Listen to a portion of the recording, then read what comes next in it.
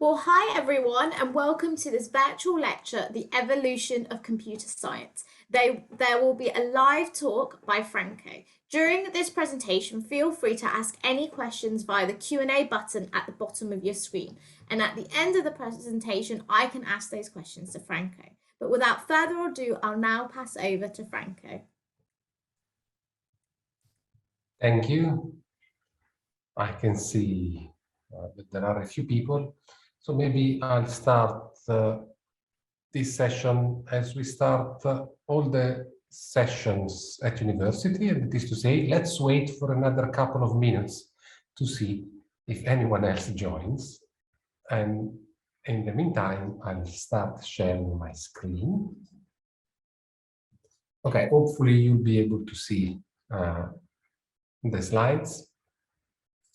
And as you have heard, if you want to ask a question, you should see a Q&A button.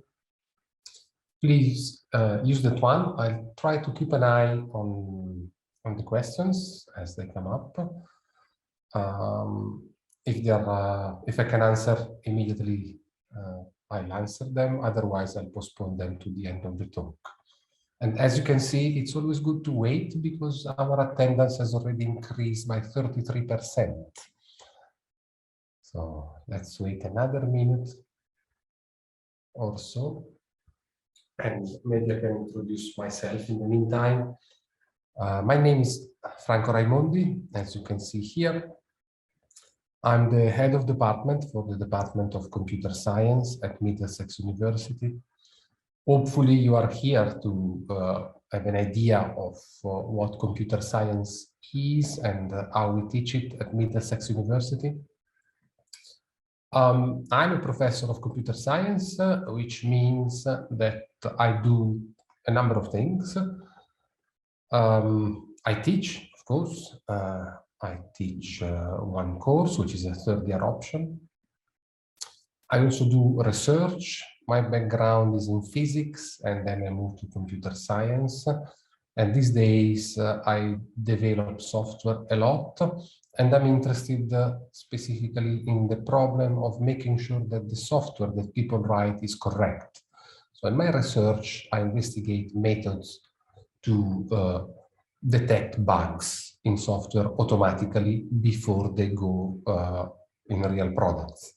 In the past, I worked with several companies and with a number of research centers. So more recently, I worked with Prime Video.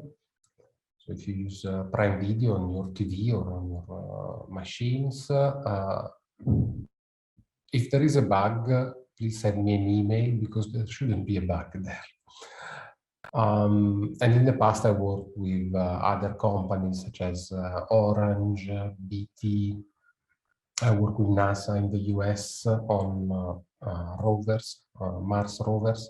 I'll get to that in a moment. And I can see that we have now quite a few people attending. Oh, I see someone has raised a hand. Oh, my voice is cracking. Can you let me know if you can hear me well, the other ones? In particular, Angeli, can you hear me well? Yeah, I can hear you quite well. So I'm not sure if it's someone's internet connection that might be causing the cracking. Okay. Okay. So, and then again, just before I start, can I just double check with you that you can hear me and you can see the slides on your screen, the one that says, what do computer scientists do? Okay, so I assume that's a yes. Yeah, we can see your slide.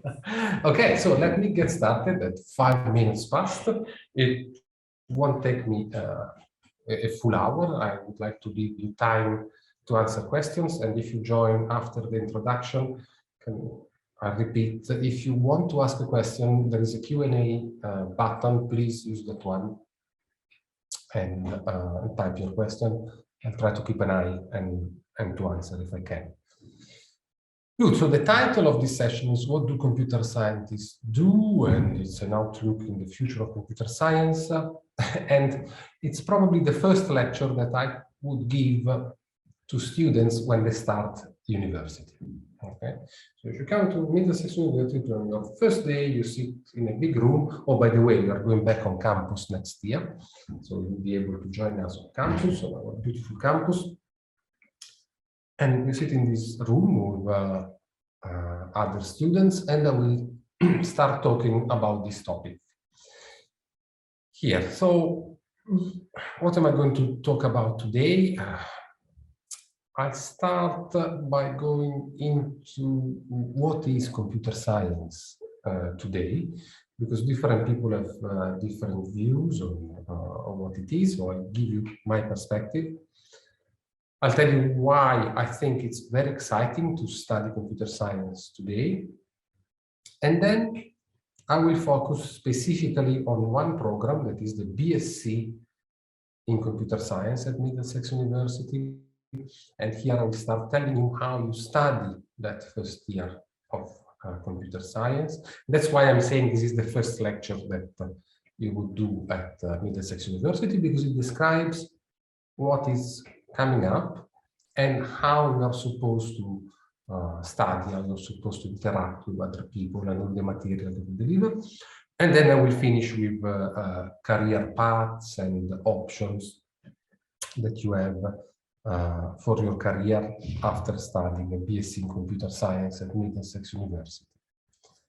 So, what is your idea of computer science? I don't know, but when I talk with, say, my parents, or when I talk with friends who are not in the field, I say, I do computer science, and a lot of people think that what computer scientists do is to sit in front of a computer with a screen. Over here on the left, you see that these days developers, they like to have 2 or more screens.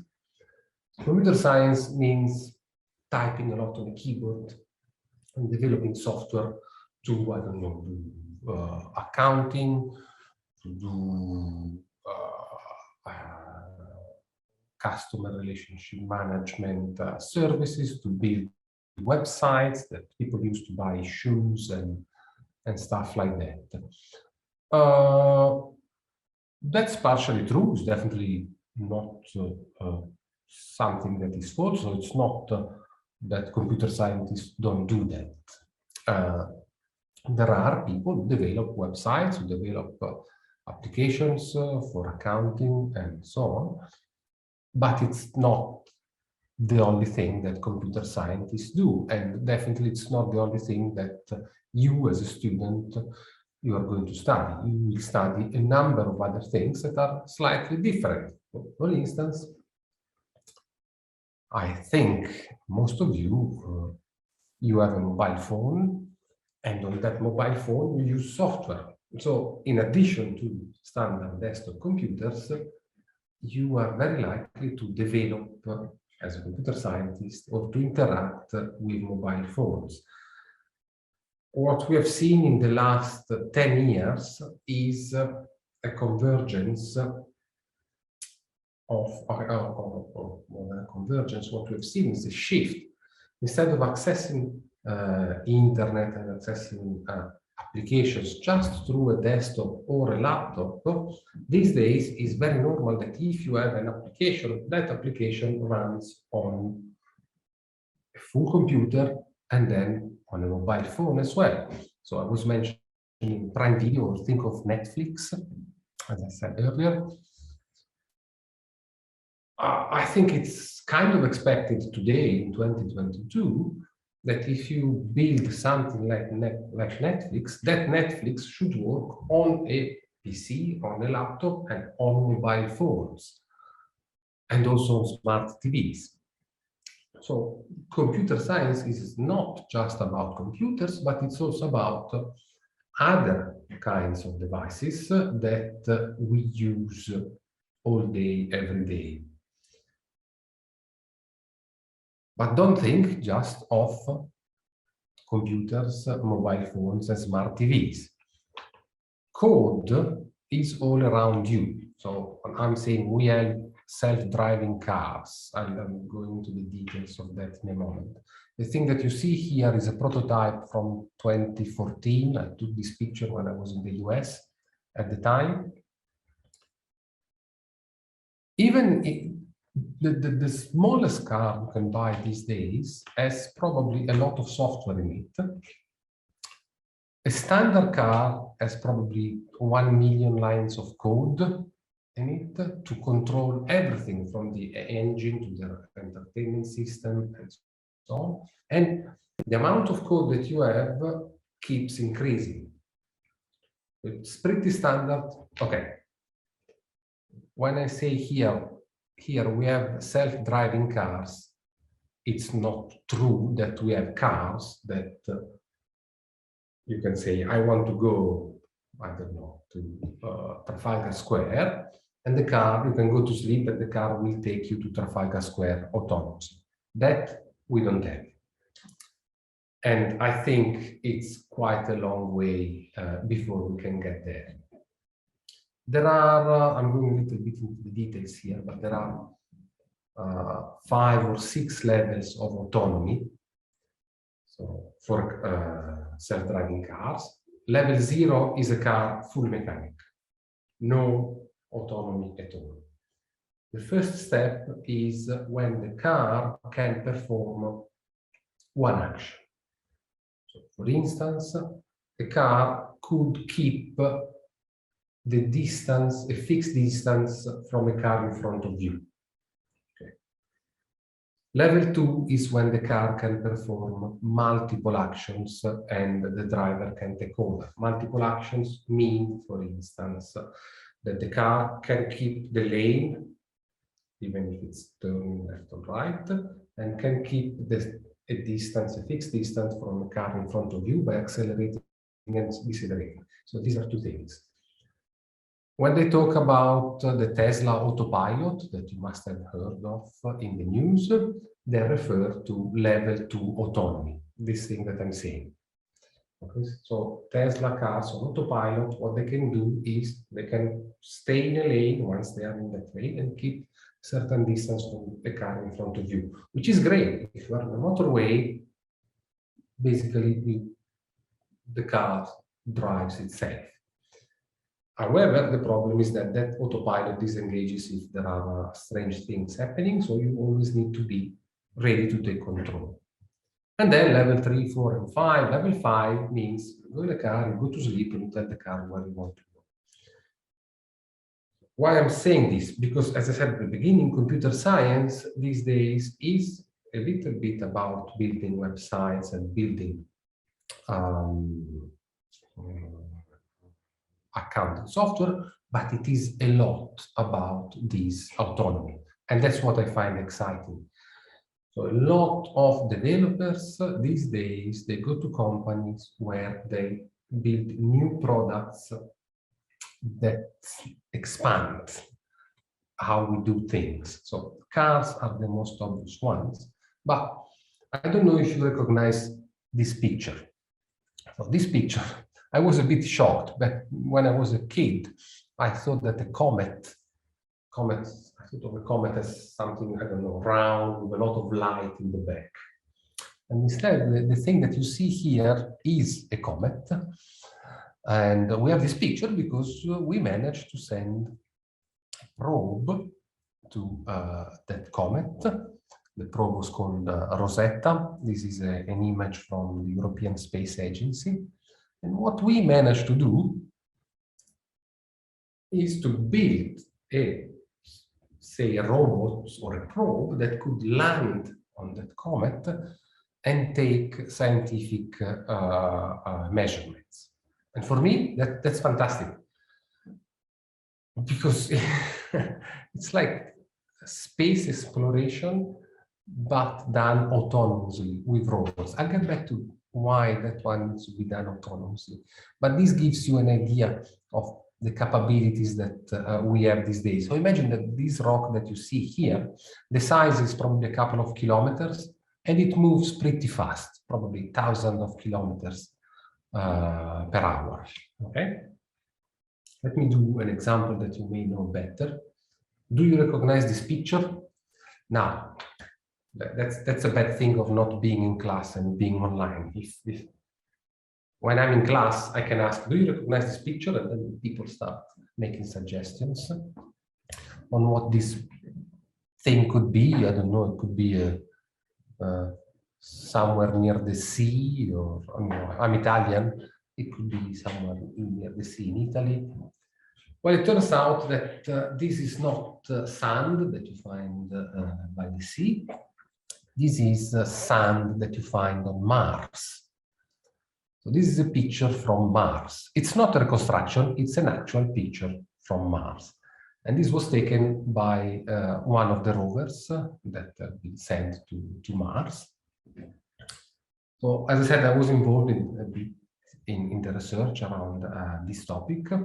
Now, to give you an idea of what we as human beings have done in this case, a Mars rover weighs more or less 1,000 kilos.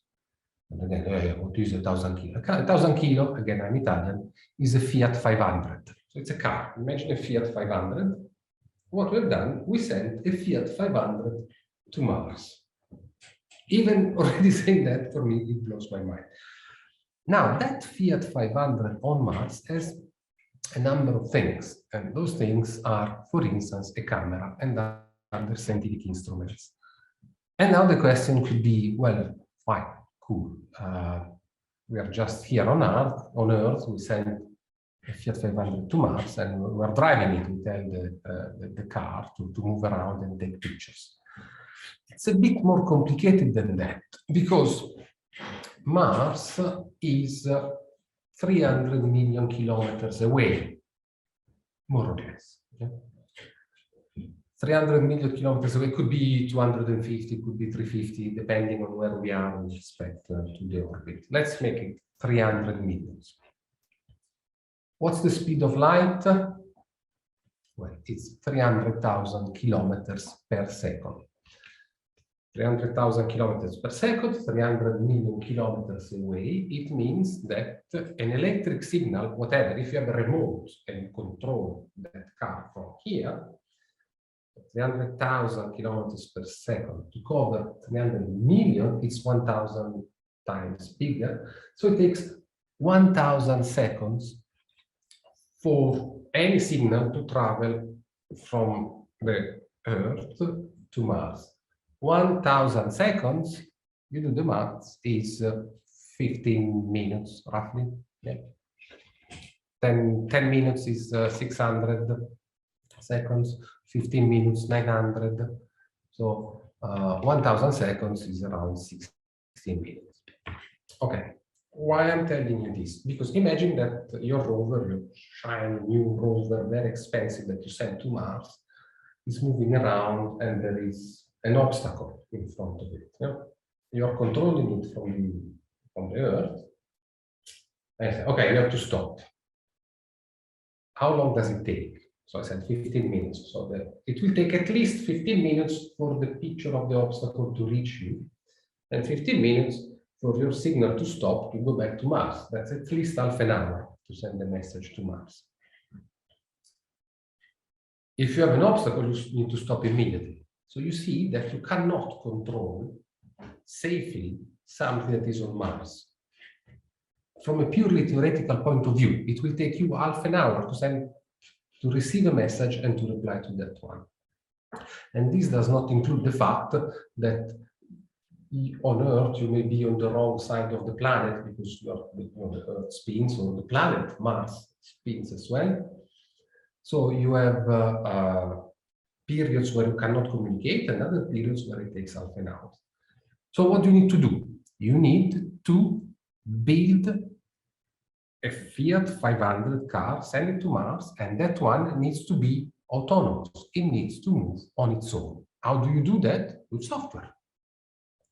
If you couldn't write software to move things autonomously, you couldn't have all these beautiful things, such as the Mars rover or the Rosetta probe on the comet. So even here, as you can see, it's full of computer science. It's full of code and it's full of exciting computer science that allows you to build things that are autonomous. What do I have next? Okay, if we have a probe on Mars, can you recognize what is in this picture? And again, it's I hate when I cannot see people and when I cannot interact, but that's what I need to do today. So what you see in this picture, the white, well, grayish thing is a grain of rice. Okay, that's a single grain of rice. And then the small black thing with gold is the smallest computer on Earth. Okay, so that gives you an idea of how small you can go. So that small thing there is a computer. It's not a fully fledged computer, but it's a computer powerful enough to do things. And this one, again, opens a range of activities. For instance, diagnostic.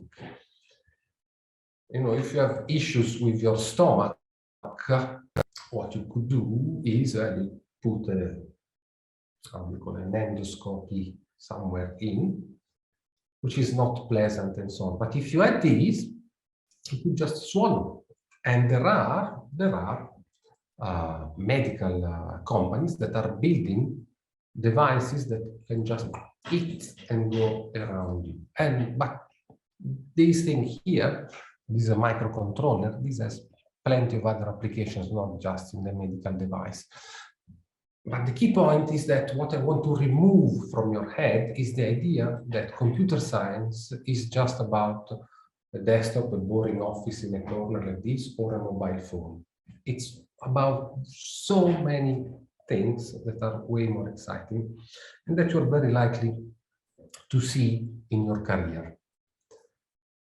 Okay, so why do you want to study computer science? Because if you're like me, it's a fascinating subject.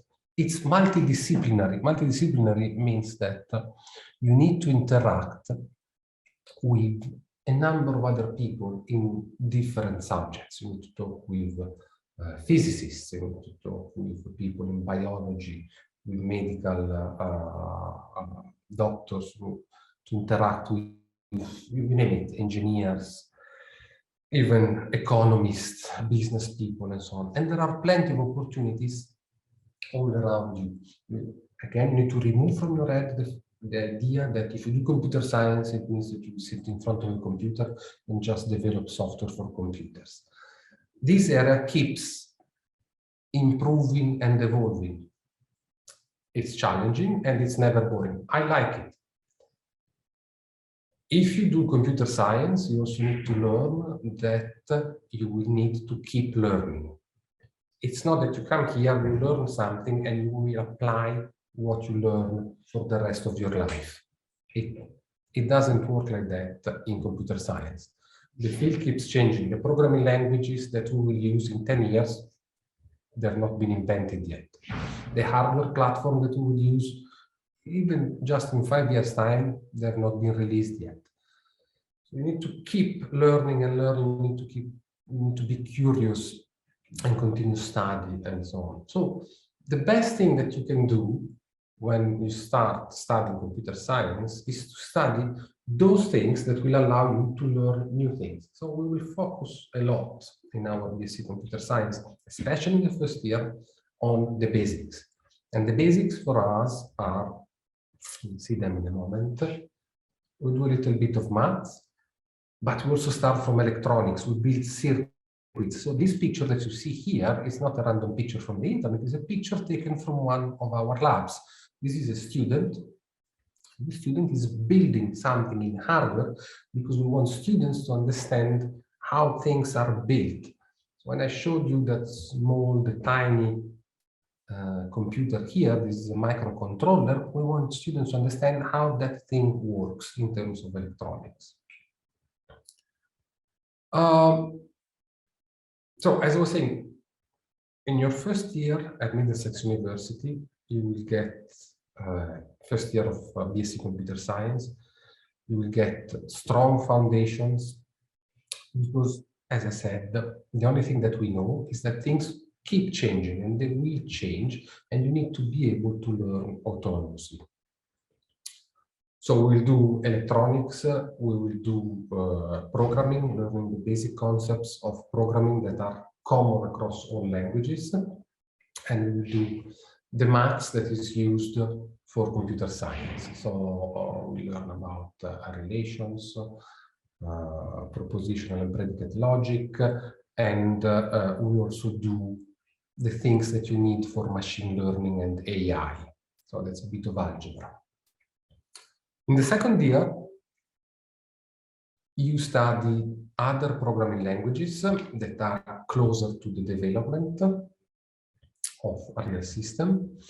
And you will see development environments that are used in industry. So Visual Studio Code, IntelliJ, and those kind of things, if you know what they are. And then what we recommend is that after the second year, people try to do a placement year in industry, in a company.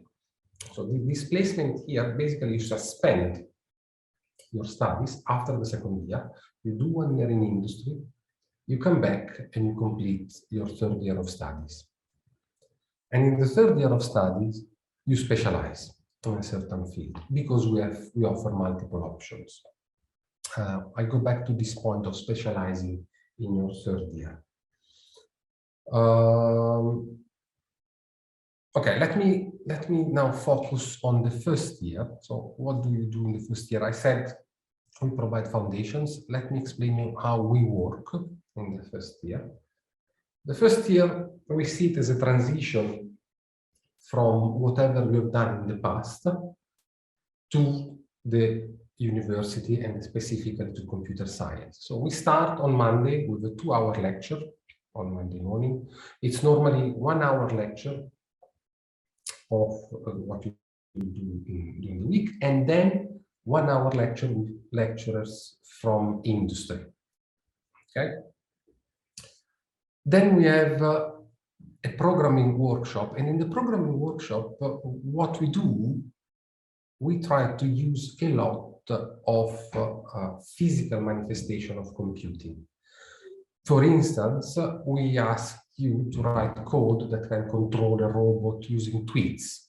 Okay, so with your mobile phone, you send a tweet to a specific user ID, and then you write code that reads the tweet and moves a robot as a result. Or if you know what Arduino boards are, you write code to control Arduino boards. This goes together, so the programming goes together with something to call the physical workshop, where this is where the picture that I showed you earlier was taken. In a physical workshop, you build circuits to begin with. So at the beginning, some simple circuits with AND or logic gates, and then eventually it becomes, near the end of the year, more complicated. You introduce microcontrollers and you introduce industrial equipment. In industrial equipment, we put together electronics in the sense of microcontrollers with some actuators that are pneumatic, so you can move things using pneumatic controllers. We also have a design workshop where we design systems. So it's not just design doesn't mean drawing the shape of a website or defining the fonts of a website. Designing here means coming up. We suppose you have to build an app. When you build a mobile app, you have to think of the architecture of your system that will be composed of backend server, a front end that could be a web interface, a database somewhere else, and then clients using their mobile applications. So design here means designing the structure of this architecture, or designing the structure of a piece of code using diagrams, class diagrams, interaction diagrams, and so on. And then, as I said, we have a part of maths where we focus around the theoretical foundations using set theory, propositional and predicate logic, because when you express things, for instance, in your design workshop, you will need some formal notation. That formal notation is the one that we cover in this synoptic workshop. We split the first year, or the whole year is 24 weeks of teaching, and we split these 24 weeks in 3 groups of 8 weeks. And each block, so we call this 8 weeks a block, each block has a team project. So for instance, the first block, the first 8 weeks, we aim at building a traffic light system using Arduinos. So at the end, what we would like to see is that you build kind of smart city with Arduinos, controlled with the code that you write in the programming session. Okay, so the projects are the glue that put together the topic. So we will see something in programming related to this, we will see something in physical computing related to this, and then in design, the design of the parts, and in the synoptic module, you cover the formalism that you need to formalize these. For the kind of things that we do in BSc Computer Science, we recommend 100% attendance, because attending means being able to do these things. So we don't ask you to go home and do things, we ask you to come to class and do things. At home, you may read the theory, but in class, you need to do things, which allows me to mention an important thing. How do you study? What's the best way of studying? You know, going to a class and listening to someone who speaks, I mean, it's fine, but it's a bit of a waste of time, because think of this discussion now. I could have recorded it, you're just there listening to it. Our idea is that when you come to class, you do things together with your lecturers and your teachers. Okay. So we may have some of these lectures like this one, but when you come to class, hopefully you have listened to the lecture, you read additional material at home, so you do some of the theory preparation at home, and you come to class to do the exercises, to do the practicals. Because we want to observe that you make progress in class, we want to observe that you are able to do things. And that's why in the first year, the assessment is through observable behaviors. So you have a long list of things that you are supposed to do, such as use recursion to define a sorting algorithm, and you will be assessed by the activities that you do in class that you are able to do that. I don't know if you know what Moodle is. It's just a place where we put our teaching material. And as I said, you are supposed to work in class and also independently at home. So one of the skills that you learn at the university, irrespective of what you do, is you learn how to manage your time. Okay, that's probably one of the best skills that you learn by going to university. Okay, yeah, these are some pictures from the class. So where I mentioned the 3 broad projects, the 3 blocks. So the first one, you build a traffic light system using Arduino. Here on the bottom right-hand side, we have an example of a spaghetti circuit. That's a prototyping board where students are building some of these things. The second block is more software related. So we ask you to build a video game. Oops, coming to the next one. Using graphical user interface. And in the last block, the last 8 weeks, we use a robot. So this robot has a Raspberry Pi on top. So it's an actual computer. We build it. So it's our own computer, our own robotic platform. I don't have one with me right now, but this is what we use in class. It's built here and we give it to you. And this, as I said, this one is a proper computer. So the final block is really about putting everything together, where you control a robot over the internet with all the features that we've seen. So here you have all the hardware components that you saw in the first part of the course, and it comes together. That's another example from the first year to give you an idea of what we have done It was an obvious question. I don't see it here, but in the past 2 years, we had this thing called COVID, so we couldn't come to class. So what did we do? We replaced the spaghetti circuit that you see here on the right-hand side with the actual balls with simulators. Okay. Hopefully next year we can go back to class, but if there are problems, we fully support remote teaching using this approach that I said, doing things practical. So instead of building an actual circuit like the one that you've seen, you drag and drop on screen these components that you see here. So you have end and door circuits. This one is an example of a counter, something that you do if you're in class to do the actual hardware. So this blue thing here that you see, this blue is a chip. It's one of those chips. So you use the chip, and these are connections that you make to that chip. These are 7 segments display. So you control the 7 segment displays using the output of this chip. What about the robot? Well, I have a fantastic PhD student who was able to build the 3D simulation of the robots that we use in class when we're in class. This behaves exactly the same way. This is actually a picture from our labs. Our labs look very similar to this. And it's built using Unity. So the same code that you would put on the robot in class, you can now put on the robot that is a 3D simulation using Unity. Okay, so that's the first year. I spent a lot of time on it because it gives you an idea of the practical things that we do. In the second year, there are 4 courses, 4 modules that you need to take. The first one is software development. We do Java using, here I'm saying Eclipse, but we now move to something else as an ID, it doesn't matter.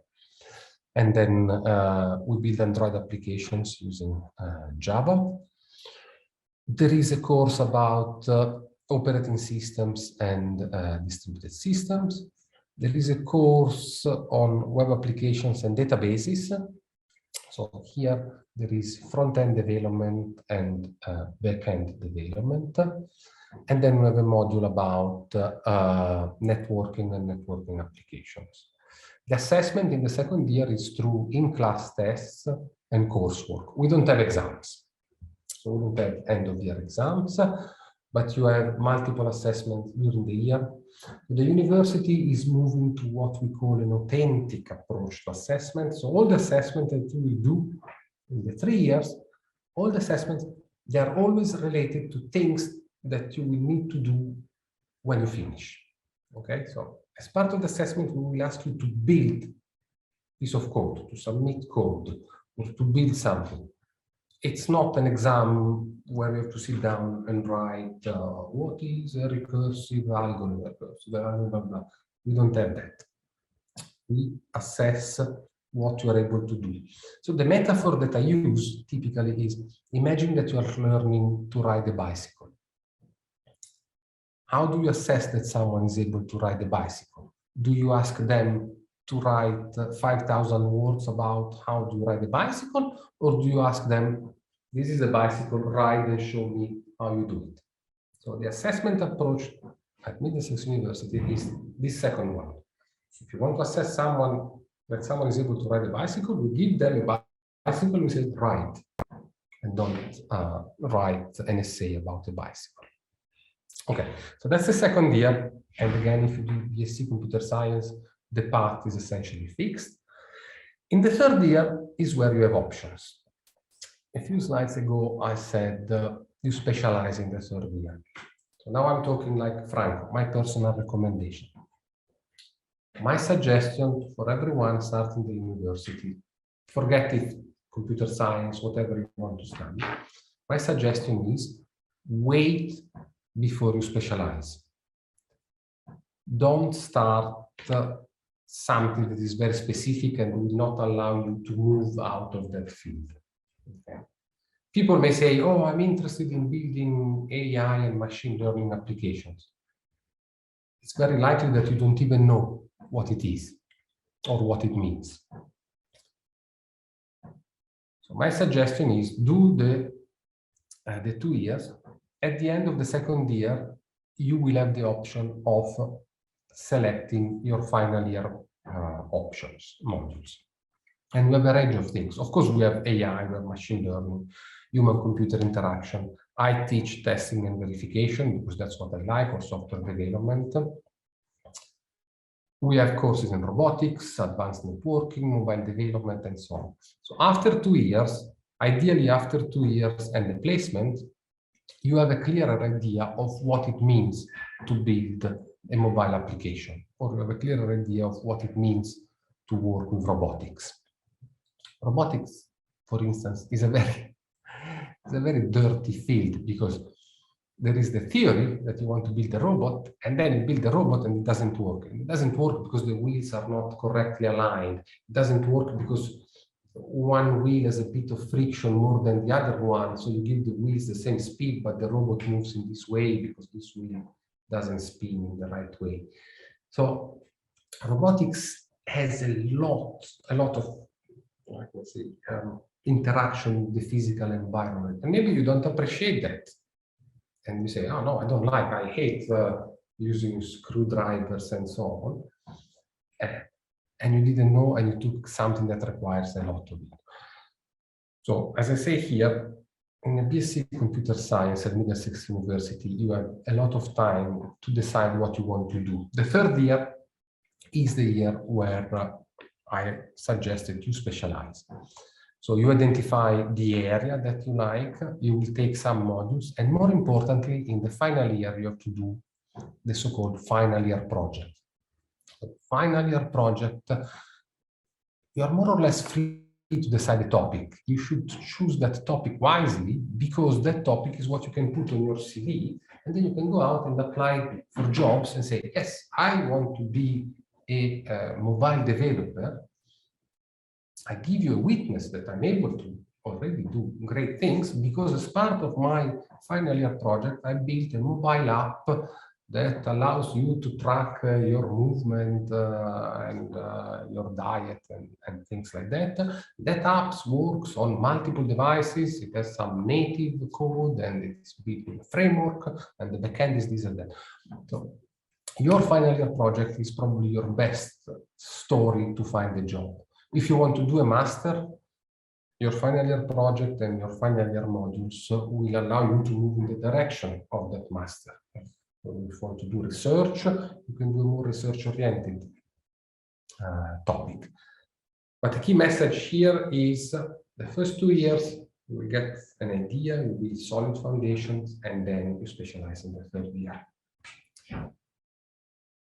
We have, of course, we do a number of other things.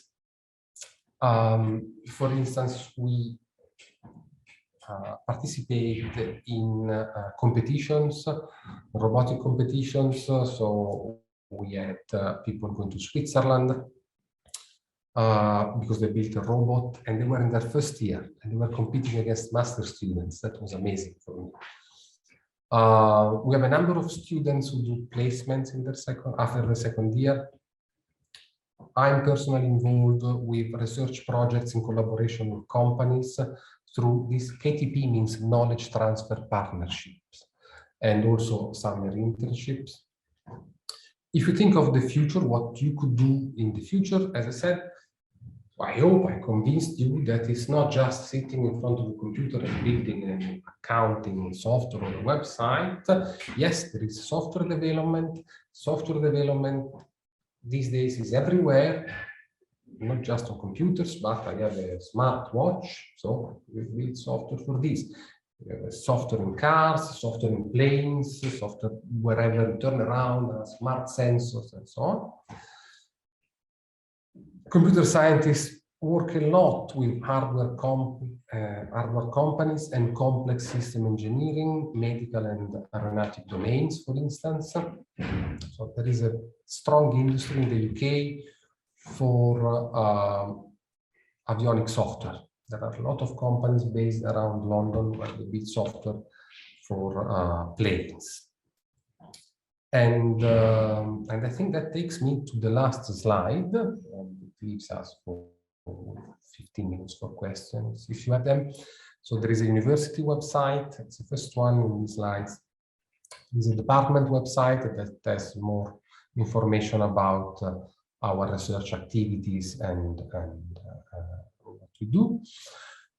If you have questions, hopefully you have my contact somewhere. Otherwise, just Google my name, and I repeat, it's Franco Raimondi. So I'll go back to the first slide. So if you Google my name, you'll find my Middlesex email address. Feel free to send me an email. And if I can answer, I'll answer. Otherwise, I'll put you in contact with someone who can help you. And let's see if you have questions. Well, thank you for that very insightful and informative presentation, Franco. And as Franco said, if you do have any questions, pop them on the Q&A button that's at the bottom of your screen. We'll be able to answer them here.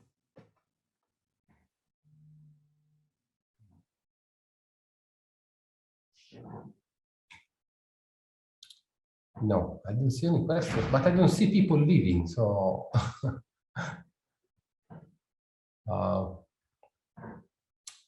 maybe I can add, you probably know it, but we are based in Northwest London. We are 10 minutes walking distance from Hendon Central on the Northern Line. So all activities are based here on the Hendon Central campus. It's a very safe area. We have a lot of facilities on campus, such as a gym. There are the student union, the different societies. I would like to set up a computer science society next year, but I need to work with students for that. I personally use everything I can to be in contact with students. For instance, we have a Discord server for my third-year students. We have Slack for first-year students, if you know what it is. So I think we are quite flexible in what we do and how we do it. Oh, good. We have a question. What kind of companies do students work for in their placement year? We have a range of companies.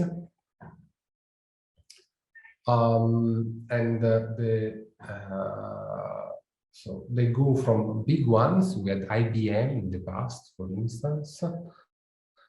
But more recently, we also had smaller companies. I forgot their names. And the standard pattern that we see is that when students go in a placement, then they are hired after their third year. So it's really difficult to say which kind of companies.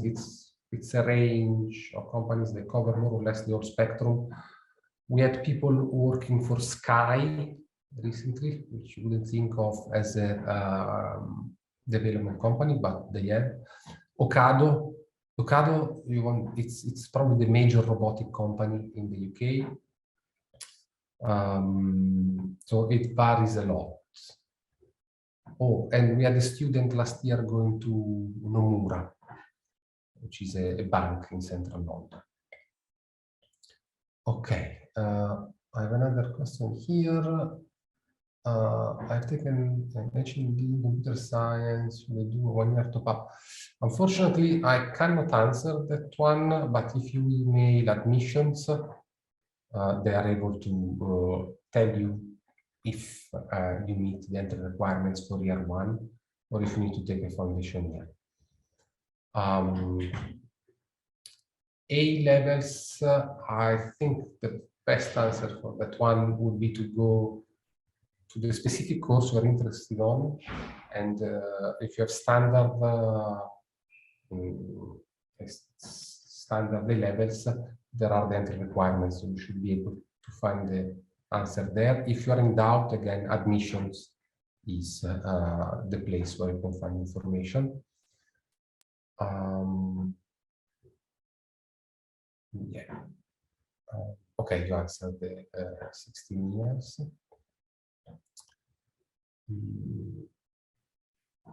Going back to the placement, what we've started doing this year, and it works well, it started 2 years ago, and it works really well. We invite students in their placement year to give, remember I said in the first year we have the industry lectures. So more than half of them are done by students currently in their placement year. And that's a great connection, because then students in the first year, they can build a connection with these companies, and then they apply in their second year. Okay, let's see, 2 other questions. What kind of work experience would you recommend for students taking a gap year? So that would be a gap year before you start the university. I may be a bit contentious, but I go back to what I said earlier, that you can always wait to specialize. Maybe I wouldn't go and do, I don't know, I wouldn't do a gap year working as a chef in a restaurant or a waiter. But you could find all kinds of companies. We had people working for a GP practice, for instance, and then they came to Middlesex to study, because in the GP practice they realized they could improve things if they could develop software. So that was an example. We had people working in schools, for instance, even schools teaching, you know, now the CS, computer science, is part of the national curriculum. So we had a few students going to schools even before starting the university, and did the teaching assistant there. That's another option that you may consider. And otherwise, if you find, of course, a job as a developer in any area, it doesn't need to be software development. It could be something that has to do with hardware. Oh, a person who started 3 or 4 years ago, they used to work for a company where they make Windows. You know, the Windows, standard Windows, not Windows, the operating system, the glass Windows. And this guy did the gap year in this Windows company because the task was, if you won't believe it, to find the best way to cut glass. Okay, so glass comes in big sheets, and you want to avoid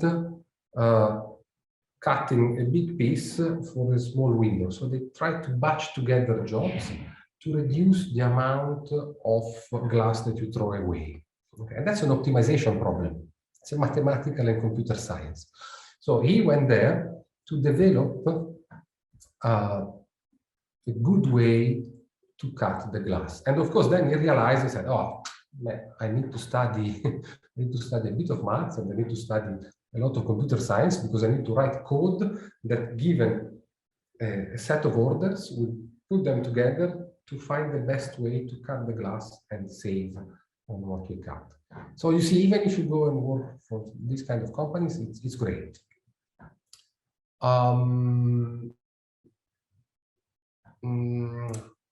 Does Middlesex offer any modern foreign language to go alongside with computer science? Not as part of the curriculum, but as I said earlier, we have student societies where you could learn that. I'm really sure that we have a society for foreign languages where you go and they have, I don't know, breakfast and they speak a certain language. It's not part of the curriculum, however. And which subject do you recommend to get prepared before course start? Programming language tools. That's a very interesting one.